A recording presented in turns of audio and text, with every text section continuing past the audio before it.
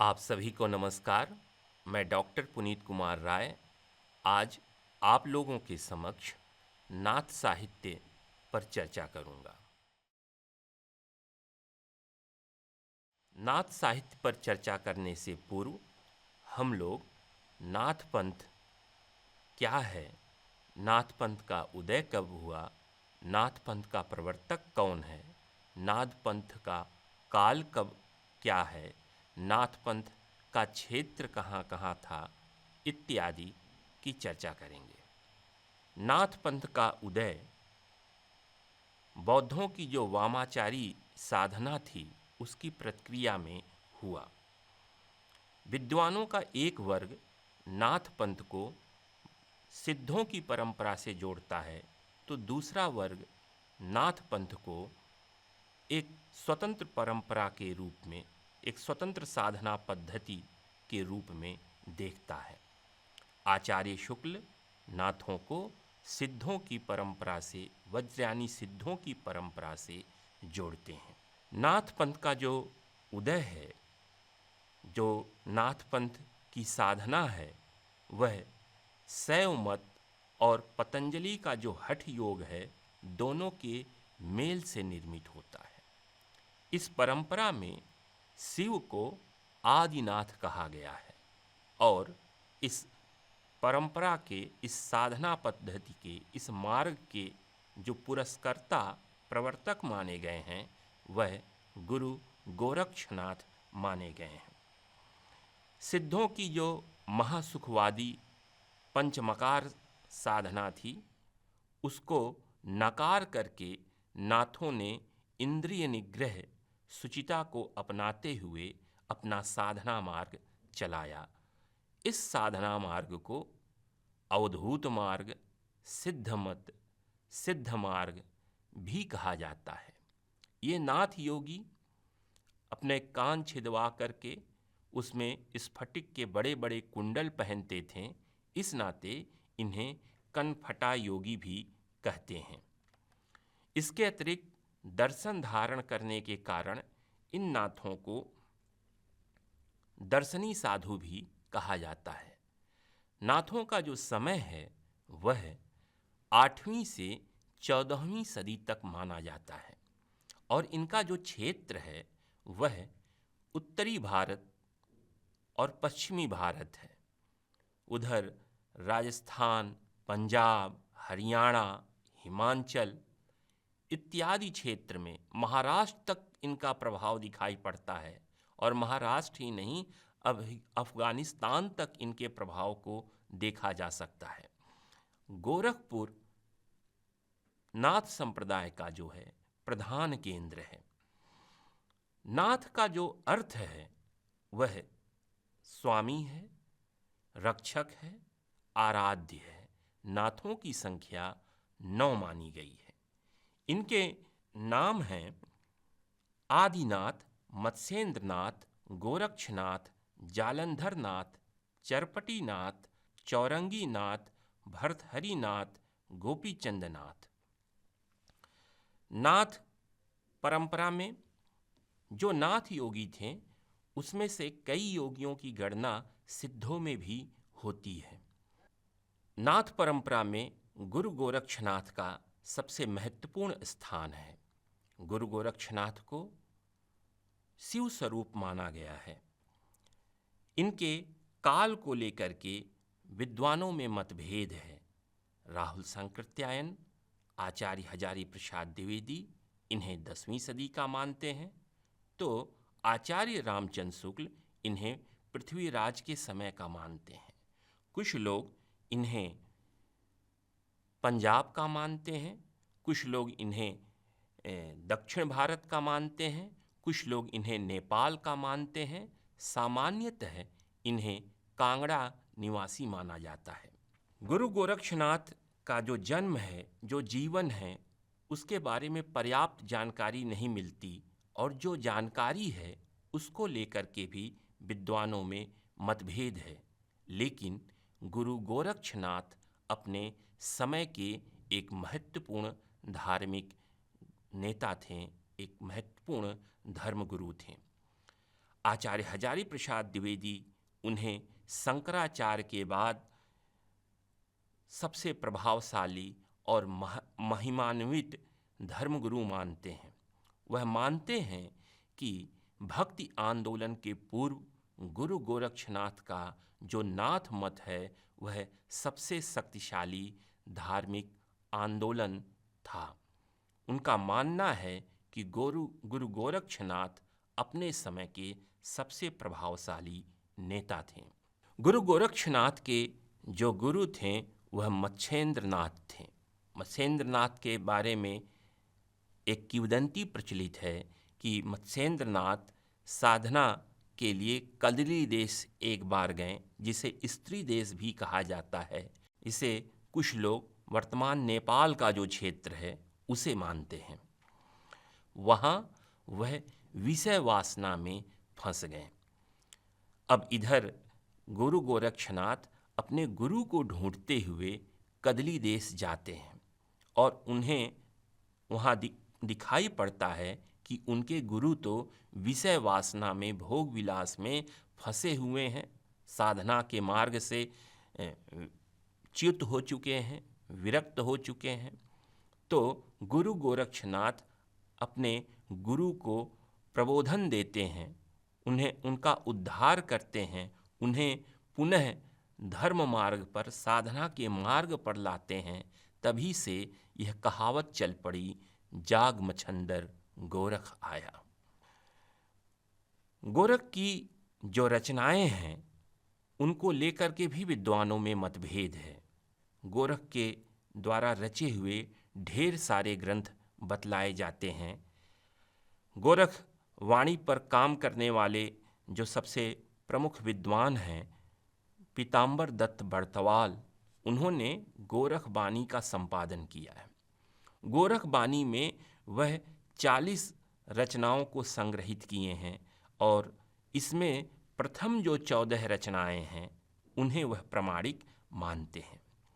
इसके अतिरिक्त गोरख द्वारा 30 संस्कृत में भी रचे हुए ग्रंथ माने गए हैं।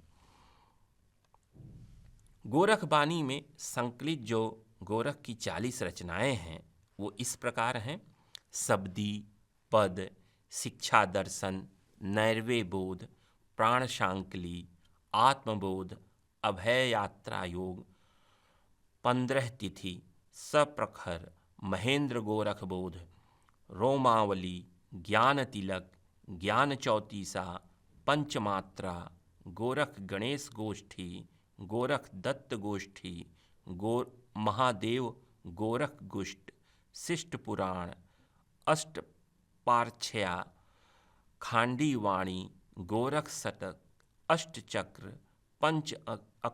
पंच अग्नि, षड अक्षरी, काफिर बोध, 24 सिद्धि इत्यादि। गोरख की जो वाणी है उसकी जो विशेषता है, गोरख की रचनाओं के विषय वस्तु को अगर हम देखें तो इंद्रिय निग्रह, गुरु महिमा, कुंडलनी जागरण, पिंड ब्रह्मांडवाद, ईश्वरवाद, जातिवाद एवं बाह्याडंबरों का विरोध, यह गोरख वाणी की प्रमुख विशेषता है।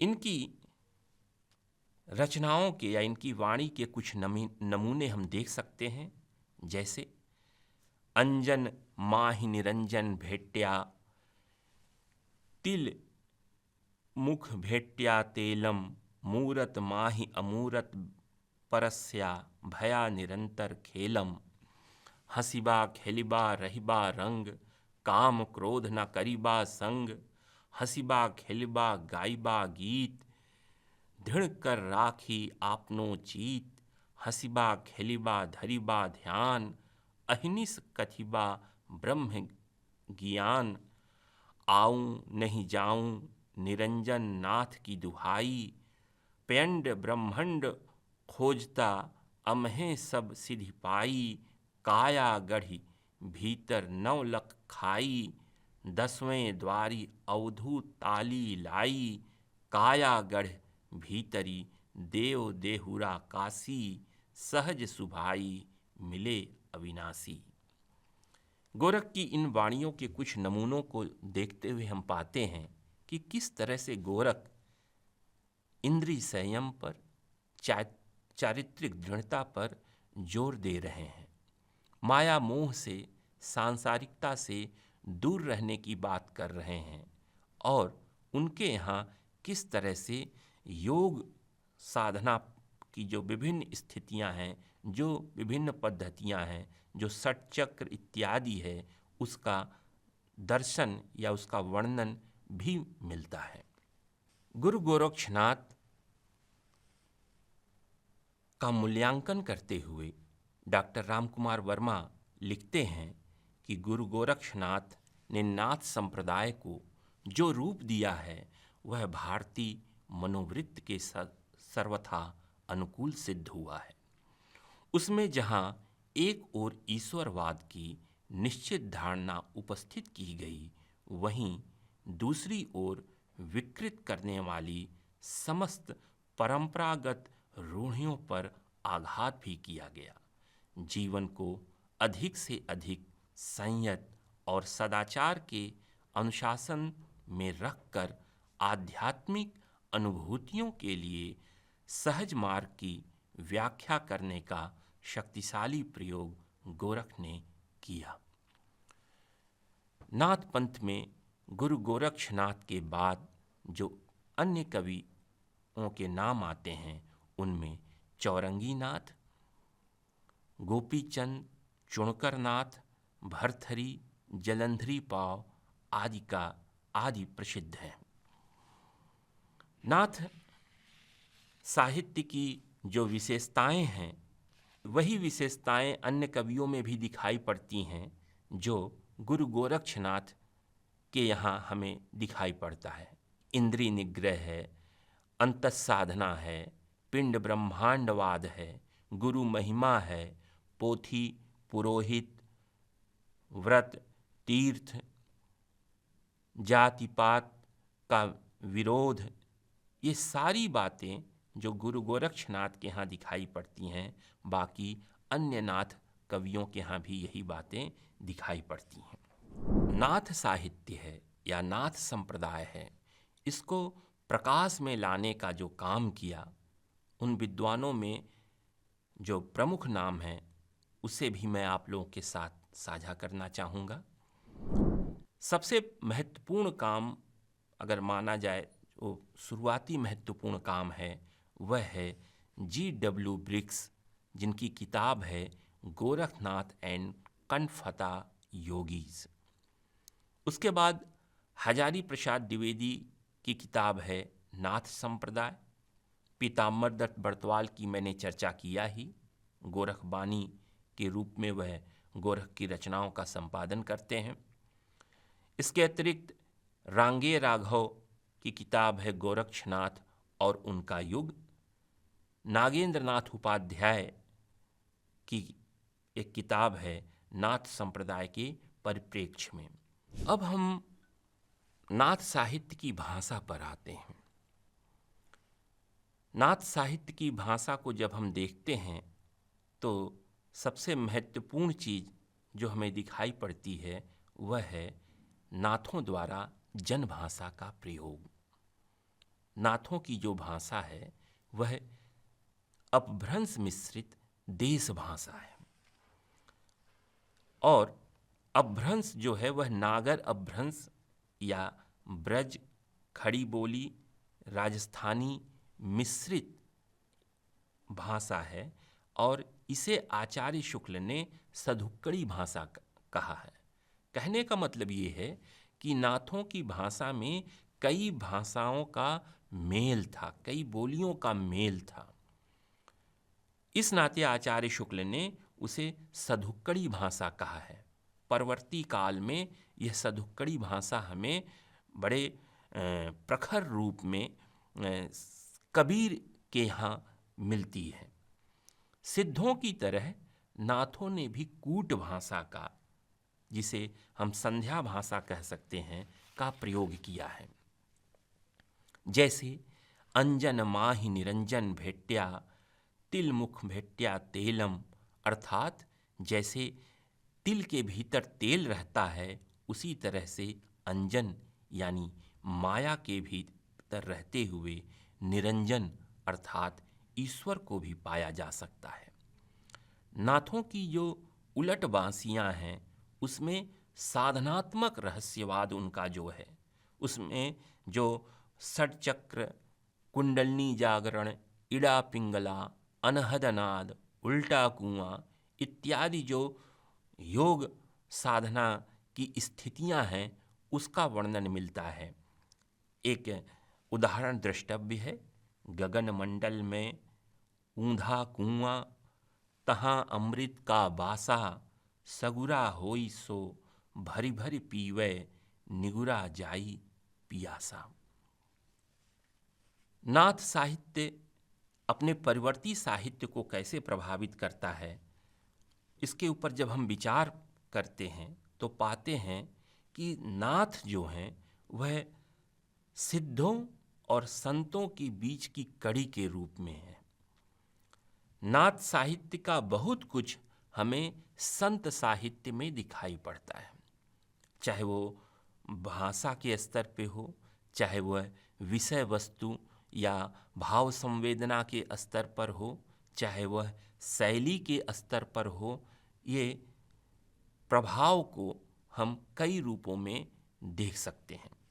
सर्वप्रथम जैसे नाथों के यहाँ इंद्रिय निग्रह पे जो बहुत जोर दिया गया है, नाथों के यहाँ गुरु महिमा पर बहुत जोर दिया गया है, नाथों के यहाँ अंतस साधना की बात की गई है, नाथों के यहाँ शून्य समाधि या साधनात्मक रहस्यवाद दिखाई पड़ता है। ये सारी चीज़ें हमें संतों के यहाँ भी दिखाई पड़ती हैं। और यही नहीं, नाथों की काफ़ी कुछ शब्दावली को भी संतों ने ग्रहण किया है, जैसे इड़ा पिंगलना, कुंडलनी, शून्य, अनहदनाद, उल्टा कुआं इत्यादि।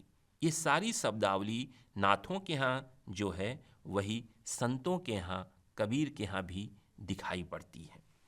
इसी तरह संतों के यहाँ जो पोथी और पुरोहित का विरोध है, जाति पात गत जो ऊंच नीच की भावना है उसके प्रति जो नकार का भाव है, वर्णाश्रम धर्म की मर्यादाओं के प्रति जो एक अनादर का, नकार का, विरोध का भाव है, वह संतों के यहाँ भी दिखाई पड़ती है। मतलब नाथ और संत दोनों अपने सामाजिक चेतना में एक समान धरातल पर खड़े नजर आते हैं।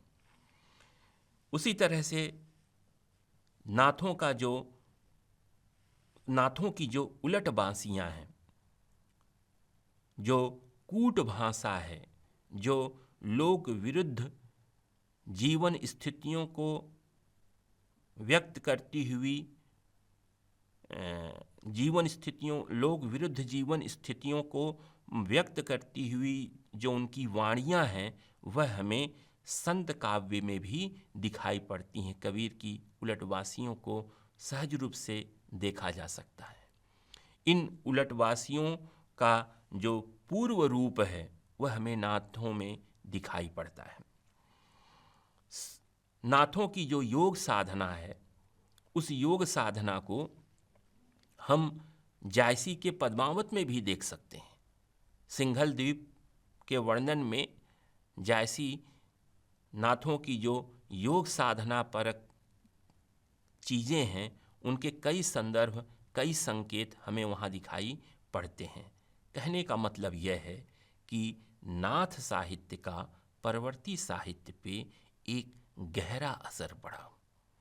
अब हम चर्चा करेंगे सिद्ध और नाथ, जो एक दूसरे से काफ़ी मिलते जुलते भी हैं और दोनों में काफ़ी वैषम्य भी है, असमानता भी है।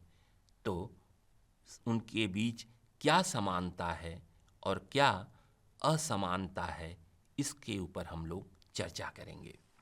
सर्वप्रथम हम देखेंगे कि सिद्धों का जो संबंध है वह बौद्ध मत से है, बौद्ध मत के महायान शाखा से है। वज्रयान शाखा से है। और नाथों का संबंध जो है वह शैव मत से है, हठ योग, पतंजलि के हठ योग से है। सिद्धों का जो क्षेत्र था वह पूर्वी भारत था।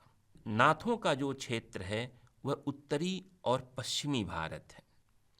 सिद्धों के यहाँ जीवन के भोगों को सहज रूप से स्वीकार करते हुए साधना की बात की गई है। नाथों के यहाँ एक इंद्रिय संयम, एक दृढ़ता, एक इंद्रिय निग्रह की बात की गई है, उस पर जोर दिया गया है।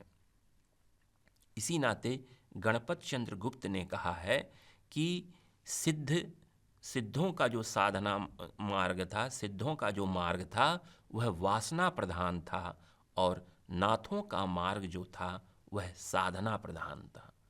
सिद्ध भोगी थे और नाथ योगी थे। सिद्धों के यहाँ पंचमकार की साधना है, महासुखवाद की अवधारणा है। उनकी साधना में स्त्री की एक अनिवार्य उपस्थिति है। और नाथों के यहाँ सांसारिकता के प्रति एक विरक्ति का भाव है। स्त्री को वह माया और बाघिन कह करके उससे दूर रहने की बात करते हैं। उनके यहाँ एक संन्यास का भाव, एक विरक्ति वैराग्य का भाव प्रधान है, जबकि सिद्धों के यहाँ ऐसी बात नहीं है। सिद्ध जो हैं वह अनीश्वरवादी थे, ईश्वर की सत्ता को नहीं मानते थे। और नाथ जो हैं वह ईश्वरवादी हैं। यहाँ शिव परम ब्रह्म या ईश्वर स्वरूप माने गए हैं। और अगर हम अंतर को देखें तो सिद्धों के यहाँ जो है वह थोड़ी बहुत भावनात्मक तरलता मिल जाएगी, लेकिन नाथों के यहाँ एक शुष्कता है, एक नीरसता है। और समानता की अगर हम बात करें तो सबसे पहली चीज़, दोनों के यहाँ गुरु महिमा पर समान जोर दिया गया है। दोनों के यहाँ अंतस साधना, काया योग की बात की गई है। दोनों के यहाँ बाह्याडंबर, पोथी पुरोहित, जाति पातिगत ऊंच नीच की भावना का विरोध किया गया है। सिद्ध और नाथ दोनों गुणार्थ को प्रकट करने वाली कूट भाषा, संध्या भाषा, उलट बांसी का प्रयोग करते हैं। सिद्ध और नाथ दोनों अपनी वाणी में जो प्रतीक प्रयोग करते हैं या जो उदाहरण इत्यादि लेते हैं वे लोक से लेते हैं। उनकी भाषा जन भाषा है। और सिद्धों नाथों दोनों का प्रभाव परवर्ती संत साहित्य पर पड़ता है। तो इस तरह से हम देखते हैं कि सिद्ध और नाथ दोनों में काफ़ी समानता भी है और वैषम्य भी है। समानता से अधिक वैषम्य जो है वह ज़्यादा महत्वपूर्ण है, क्योंकि वही असमानता ही नाथ पंथ को सिद्धों से एक पृथक पहचान देती है। 8वीं से लेकर 14वीं सदी का समय है। वह समय जो है, यदि हम धर्म साधना के क्षेत्र को देखें तो सिद्धों की जो वाम मार्गी साधना थी उससे उत्पन्न जो कई तरह की विकृतियां थीं, उससे भरा हुआ वह समय है। धर्म साधना का क्षेत्र कई तरह की विकृतियों से, कई तरह के निरर्थक कर्मकांडों से, तांत्रिक जटिलताओं से भरा हुआ समय है। ऐसे समय में गुरु गोरक्षनाथ या नाथ पंथ जो है वह धर्म साधना के क्षेत्र में शुचिता को, चारित्रिक दृढ़ता को, उदात्तता को स्थापित करता है। यह एक बड़ा योगदान है नाथ संप्रदाय का। नाथों ने भोग विलास की जगह भोग विलास, कर्मकांडी जो गुह्यता थी, वामाचार था, उसको हटा करके धर्म साधना के क्षेत्र में शुचिता को, आचरणगत पवित्रता को, मानसिक पवित्रता को केंद्रीय स्थान दिया। लेकिन इनका जो योग मार्ग था वह बहुत कठिन था, वह सरल सहज नहीं था, उसे आम जनता नहीं साध सकती थी, बड़ा यांत्रिक किस्म का था। इस कारण इनका जो योग मार्ग, इनकी जो साधना पद्धति है, वह लोगों को आकर्षित नहीं कर सकी। आचार्य शुक्ल बिल्कुल ठीक कहते हैं कि इनका रास्ता बड़ा ही रूखा और नीरस था, उसमें हृदय के लिए कोई स्थान नहीं था। तत्व चिंतन है, साधनागत बातें हैं, लेकिन हृदय के लिए, जीवन के लिए, जीवन के जो विविध संदर्भ हैं, उनके लिए उनके यहाँ कोई स्थान नहीं था। लेकिन नाथों का प्रभाव बहुत था, और यह प्रभाव सिर्फ हिंदुओं पर ही नहीं पड़ा, मुसलमानों पर भी पड़ा। नाथ परंपरा में कई मुस्लिम शिष्य भी हुए, कई मुस्लिम जोगी भी हुए, और प्रभाव आज तक हमें नाथ पंथ का दिखाई पड़ता है। आज भी उत्तर भारत के गांवों में गेरुआ वस्त्र पहने, घर घर गांव गांव घूमते हुए, सारंगी बजाते हुए, राजा भरथरी के गीत गाते हुए जोगियों को देख सकते हैं। तो आगे हिंदू मुसलमान के बीच में एक जो सांस्कृतिक नज़दीकी आती है, बढ़ती है भक्ति काल में, उस सांस्कृतिक निकटता की शुरुआत हमें नाथों के यहाँ दिखाई पड़ती है। यह एक बहुत बड़ा महत्व है नाथ पंथ का। गुरु गोरक्षनाथ का भले ही बड़ा महात्म्य रहा हो, लेकिन उनके यहाँ जीवन धर्मिता नहीं थी। वह जीवन धर्मिता जो एक आम आदमी को आकर्षित कर सके, उसे एक उनका मार्ग उसे एक आश्रय दे सके, उसे एक सांत्वना दे सके, उसके दुख शोक का शमन कर सके, ऐसा उनका मार्ग नहीं था। यह नाथ पंथ की एक बहुत बड़ी कमी थी। इसी कारण नाथ पंथ जो है बहुत लोकप्रिय नहीं हो सका, जनता के हृदय में, मन में स्थान नहीं बना सका।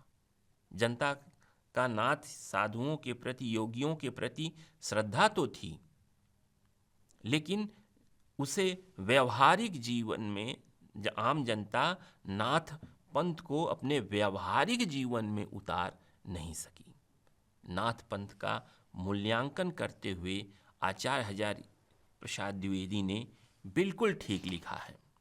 इसकी सबसे बड़ी कमजोरी इसका रूखापन और गृहस्थ के प्रति अनादर भाव था। इसी ने इस साहित्य को नीरस, लोक विरधिष्ट और क्षयिष्णु बना दिया। फिर भी यह दृढ़ कंठस्वर उत्तरी भारत में धार्मिक वातावरण को शुद्ध और उदात्त बनाने में सहायक हुआ। इस दृढ़ स्वर ने यहाँ धार्मिक साधना में गलदस्यु भावुकता और ढुलमुलेपन को आने नहीं दिया। परवर्ती हिंदी साहित्य में चारित्रिक दृढ़ता, आचरण की शुद्धि और मानसिक पवित्रता का जो स्वर सुनाई पड़ता है, उसका श्रेय इस साहित्य को ही है। इसलिए इस पंथ के साहित्य से परवर्ती हिंदी साहित्य का बहुत घनिष्ठ संबंध है।